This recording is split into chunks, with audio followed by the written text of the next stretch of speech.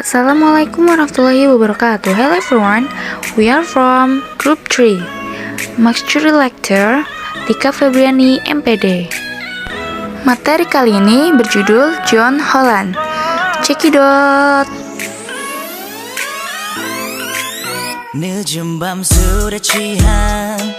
Sejarah teori tipologi karir John Holland.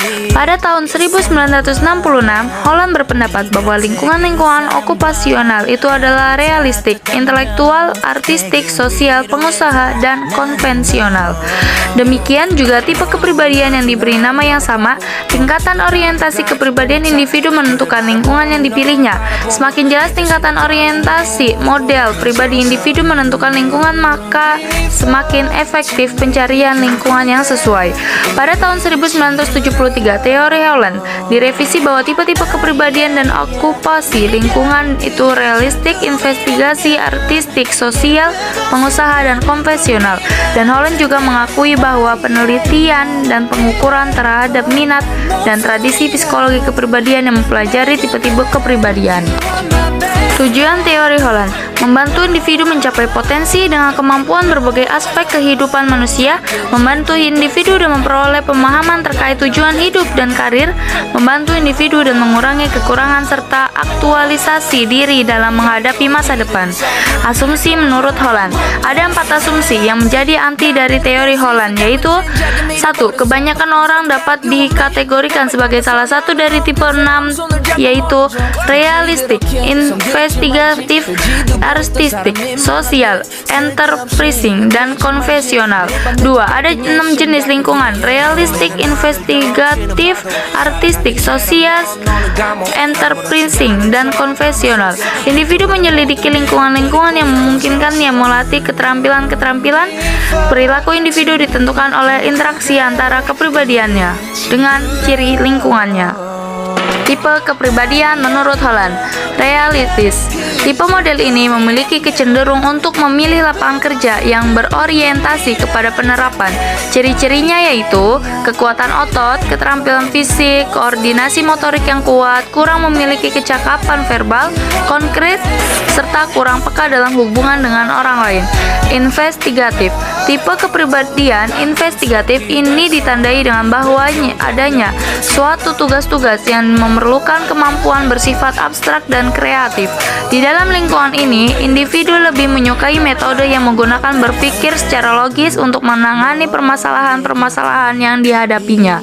3. Sosial. Tipe model ini memiliki kecenderungan untuk memilih lapangan pekerjaan yang bersifat membantu orang lain. Ciri-ciri dari tipe model ini adalah pandai bergaul dan berbicara, bersifat responsif, bertanggung jawab kemanusiaan, bersifat religius, dan lebih berorientasi pada perasaan. 4. Konvensional. Tipe model ini pada umumnya memiliki kecenderungan terhadap kegiatan verbal. Ia menyenangi bahasa yang tersusun baik, numerikal atau angka yang teratur, menghindari situasi yang kabur, senang mengabdi, mengidentifikasi diri dengan kekuasaan, memberi nilai yang tinggi terhadap status dan kenyataan materi, dan mencapai tujuan dengan mengadaptasikan dirinya ketergantungan pada atasan. 5. Usaha atau tipe enterprising. Tipe model ini memiliki ciri khas, diantaranya menggunakan keterampilan berbicara dalam situasi di mana ada kesempatan untuk menguasai orang lain atau mempengaruhi orang lain, menganggap dirinya paling kuat, jantan muda untuk mengadakan adaptasi dengan orang lain, menyenangi tugas-tugas sosial yang kabur, perhatian yang besar pada kekuasaan, status, dan kepemimpinan, serta agresif dalam kegiatan lisan. Modal lingkungan menurut Holland. Lingkungan realistik atau realistic environment. Lingkungan kerja tipe realistik menuntut kegunaan fisik pada individu. Tipe realistik yang preferensinya pada aktivitas-aktivitas yang memerlukan manipulasi eksplisit, teratur, atau sistematik terhadap objek-objek, alat-alat, mesin-mesin, dan binatang-binatang. Tidak menyukai aktivitas-aktivitas pemberian bantuan atau pendidikan. 2. Lingkungan investigasi. ekspresi. Tipe ini menggunakan pemikiran kompleks dan abstrak untuk memecahkan masalah secara kreatif. Dalam beberapa lingkungan ini, ketelitian dan berpikir kritis sangatlah bernilai. Orang dengan tipe investigasi secara menggunakan logika dan pemikiran metodikal yang sangat teliti untuk mencari solusi masalah dalam pekerjaannya. 3. Lingkungannya artistik atau artistic environment. Lingkungan artistik adalah lingkungan bebas dan terbuka yang mendukung kreativitas dan ekspresi personal. Lingkungan ini menawarkan kebebasan yang cukup banyak dalam pengembangan produk. 4. Lingkungan sosial atau social environment. Lingkungan tipe sosial mendukung orang yang fleksibel dan memahami satu sama lain, di mana orang dapat bekerja dengan orang lain dengan cara membantu memecahkan masalah pribadi, mengajar orang lain, mempengaruhi spiritualitas orang lain, dan bertanggung jawab secara sosial. 5. Lingkungan enterprising atau enterprising environment. Lingkungan orang dengan tipe enterprising adalah di mana orang mengatur dan membujuk orang lain untuk mencapai tujuan organisasi atau personal. 6. Lingkungan konvensional atau conventional environment. Keterampilan yang dibutuhkan untuk bekerja dengan baik dalam lingkungan konvensional adalah kemampuan untuk mengordinasi, dapat dipercaya, dan mampu untuk mengikuti arahan. Pengaruh-pengaruh dalam pemilihan jabatan. 1. Pengaruh pengetahuan diri. Pengetahuan diri ini diartikan sebagai kemampuan seorang untuk membedakan berbagai kemungkinan lingkungan dipandang dari sudut kemampuan-kemampuannya sendiri. Namun ada perbedaan mendasar antara penilaian diri dan pengetahuan diri. Penilaian diri menitik beratkan pada penghargaan terhadap dirinya, sedangkan sepengetahuan diri berisikan sejumlah informasi yang dimiliki seseorang tentang dirinya. Kedua, pengaruh luar atau lingkungan. Pengaruh ini memiliki faktor yang sangat luas. Dijelaskan bahwa dalam memilih jabatan atau pekerjaan, individu dapat dipengaruhi dengan tekanan sosial seperti tuntutan orang tua, pengaruh dari masa kecil, lingkungan pergaulan. Implikasi teori Holland dalam bimbingan dan konseling. Salah satu implikasi paling penting dari teori Holland adalah konselor dapat membantu konseling menganalisis minat dan lingkungan kerja mereka serta memahami hubungan keduanya. Dengan membantu menganalisis minat dan lingkungan kerja, maka akan dapat memfasilitasi konseling dalam memantapkan minat kerjanya dan menyesuaikannya dengan lingkungan kerja. Kesesuaian dari minat kerja dan lingkungan kerja ini akan meningkatkan kepuasan kerja konseling. Peran orang tua dalam bimbingan karir. 1. Bantuan menganalisis minat, kemampuan, dan keterbatasan anak. 2. Penjelasan tentang sifat-sifat yang diperlukan, kondisi kerja, gaya hidup pekerjaan dalam bidang pekerjaan yang paling dikenal. 3. Diskusi tentang nilai-nilai pekerjaan yang berkembang sebagai hasil pengalaman masa lalu dan konsekuensi pengalaman.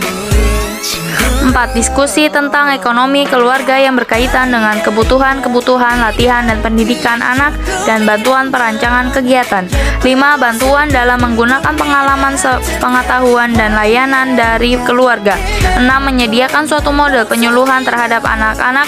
7. Memberikan contoh sikap. 8. Menyediakan situasi-situasi yang memungkinkan anak-anak mengalami proses pengambilan keputusan dan memikul tanggung jawab. 9. Membina komunikasi yang terbuka antara sekolah dan rumah. Keunggulan dan kelemahan teori Holland. Keunggulan teori Holland oleh banyak pakar psikologi vokasional dinilai sebagai teori yang komprehensif karena meninjau pilihan okupasi sebagai bagian dari keseluruhan pola hidup seseorang dan sebagai teori yang mendapat banyak dukungan dari hasil penelitian sejauh menyangkut model-model lingkungan serta tipe-tipe kepribadian. Kelemahan dalam teori ini adalah kurang ditinjau proses perkembangan yang melandasi ke-6 tipe kepribadian dan tidak menunjukkan fase-fase tertentu dalam proses perkembangan itu serta akumulasi rentang umur.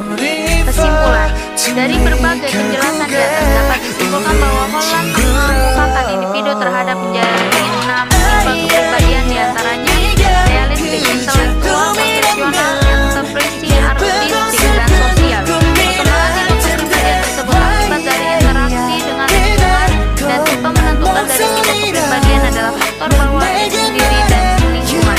Setiap individu perlu menemukan tempat kerja atau lingkungan kerja yang sesuai dengan tipe kepribadiannya. Semakin baik komunikasi terbuka antara tempat kerja dan